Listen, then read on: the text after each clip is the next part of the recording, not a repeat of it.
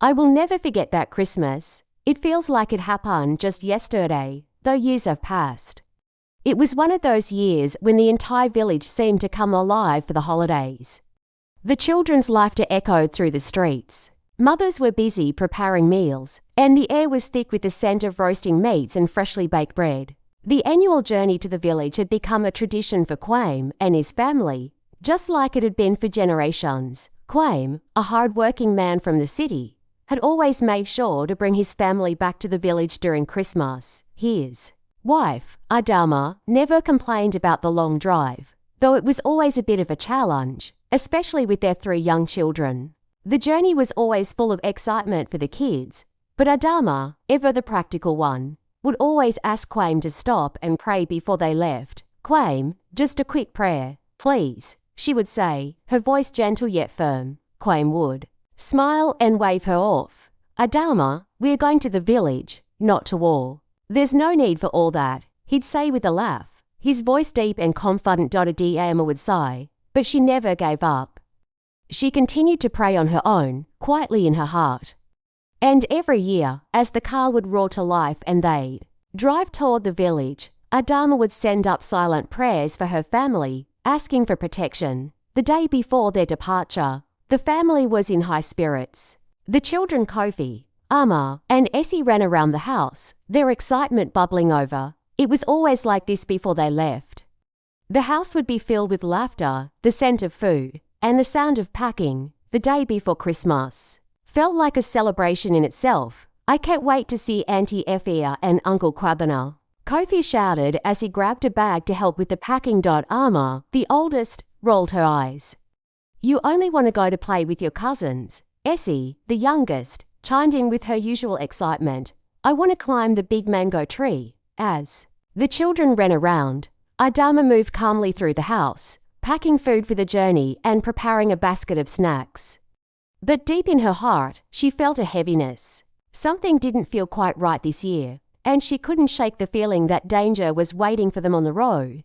That evening, as Kwame was cleaning the car, getting it ready for the journey, an old woman appeared at the gate. Her name was Mama Santi, a neighbor from the village who had lived there for many years.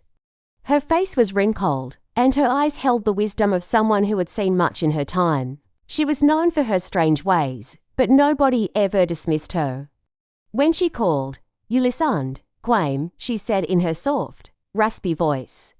"I need to speak to you." Kwame stopped what he was doing and looked at her with a friendly smile. "Mama Santi, what is it?" "I've seen something," she said, her voice lowering to a whisper. "You and your family must be careful this Christmas.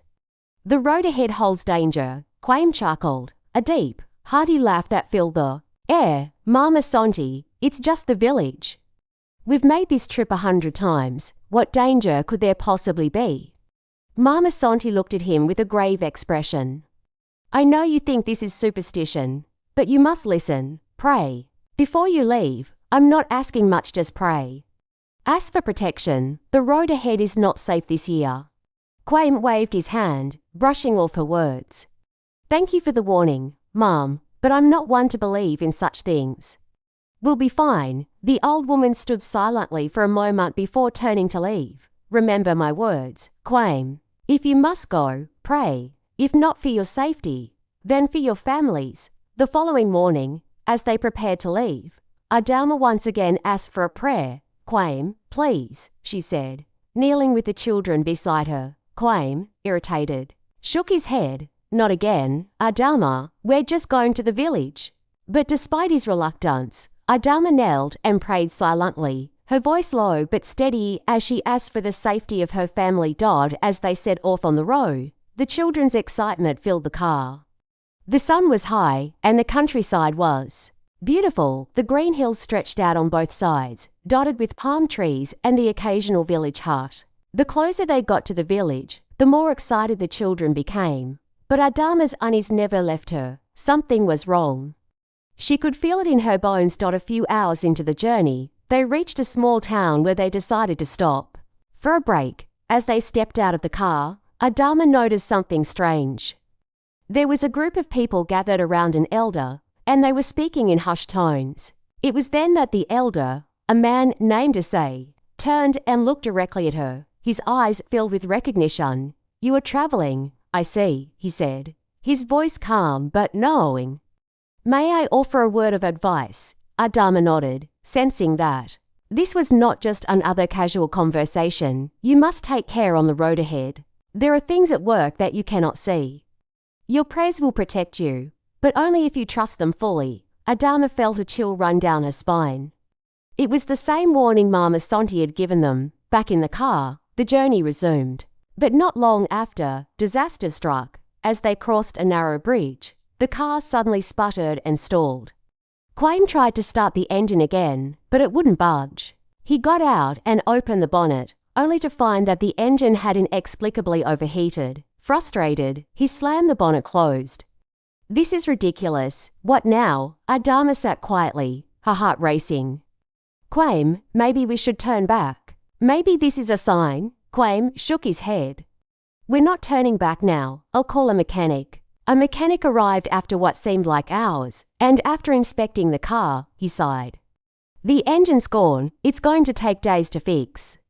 "You'll never make it to the village today." Kwame's face fell. He turned to Adama. "What do we do now?" Adama, her faith steady, placed a hand on his arm. "We pray, Kwame. This is the moment we've been warned about." With no other option, they repacked their bags and took a bus to the village. As they boarded, Adama stood in the aisle, asking everyone to join her in prayer. Though most of the passengers ignored her, a few humbly bowed their heads as they travelled. The bus hit a rough patch of road. The driver struggled to control the wheel, and suddenly the brakes failed. The bus careened toward a cliffside, and the sound of screeching tires filled the air. Adama held her children close and whispered prayers to herself. "Lord, protect us." At the last moment, the bus swerved, narrowly missing the cliff.